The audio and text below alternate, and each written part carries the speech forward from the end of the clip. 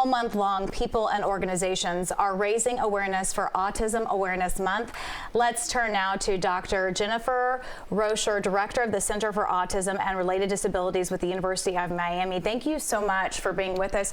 Thank you. Yes, so first just tell us about the work that your organization does and how it helps families and children in our community. So CARD is the Center for Autism and Related Disabilities, and we are at the University of Miami and Nova Southeastern University, and we serve the South Florida area, so Broward County, Miami-Dade, and the Keys. And we're a state-funded program. There's 7 of us in the state, and our mission is really to optimize the potential of people with autism by providing support to their families and support to community agencies that serve them. Such important work that CARD is doing all throughout South Florida.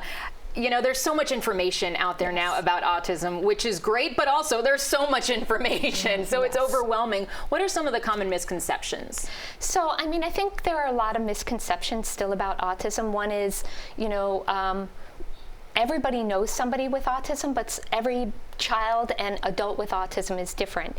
And a lot of times we spend a lot of Autism Awareness Month talking about the children with autism, and children with autism grow up to be adults with autism. And I think one of the misconceptions is that kind of they stop needing our support once they get older.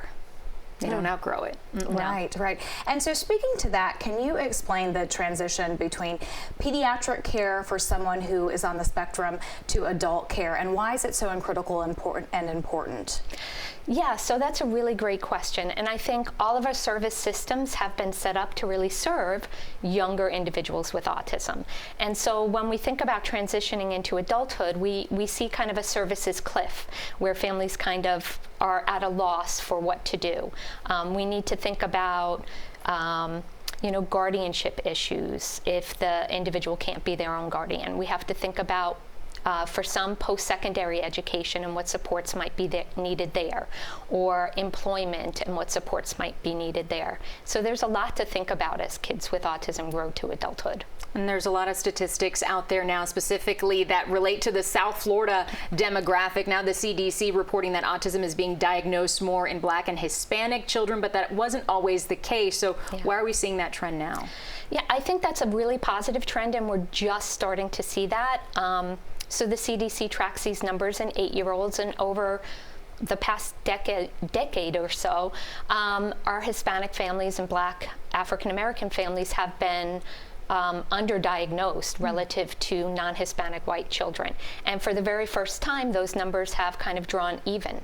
And I think better awareness is part of that, and really outreach to underserved communities in order to let them know what the signs of autism are and what kind of help they can get really has made the difference. And if someone would like more information or needs that help, what resources can we direct them to?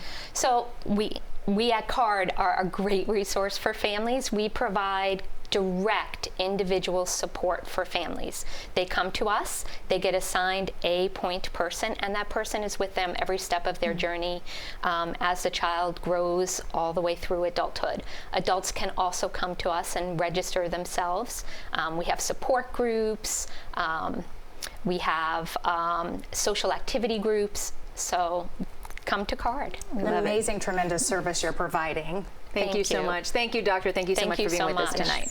Thank you.